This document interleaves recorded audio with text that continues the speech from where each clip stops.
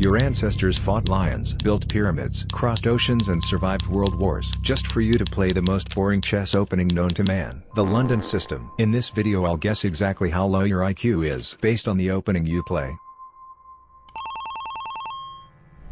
Ah yes, after e4, black has countless decent ways to respond. You've got c5, e5, stuff like g6, but for some weird reason, a small group of people decides to play e6, the French defense. Its only goal is to make the game as boring as humanly possible. White has two choices: enter black's theory, where they've memorized traps, or play the exchange, which makes the game even more boring. This opening almost never gets played at the top level, because it's trash. The top players would rather play the bonk cloud. It's got more potential. After hours of intense research and calculation, I've come to a conclusion. The average IQ of a French defense player is approximately 9, and I'm being generous here.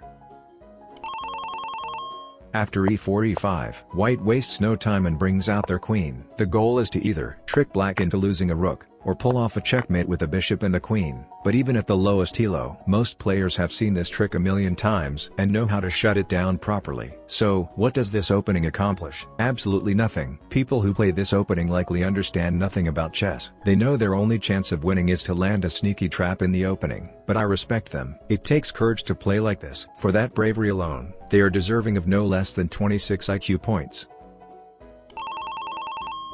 This is the London system. You can play it against literally anything black does, and it takes zero brainpower. That's why noobs love it. If you've been playing chess for over a year and you're still spamming the London, I hate to tell you, but your IQ is around 57. If you're a coward and want to play chess without taking any risks, just play the Caro-Kann. It's basically the London system for black. When you play the Caro-Kann, you're not going for an advantage, you're just trying to survive the opening and get a decent middle game without knowing much theory. It's a solid opening, and due to its popularity, you are likely a Caro-Kann player. If so, your IQ is 99.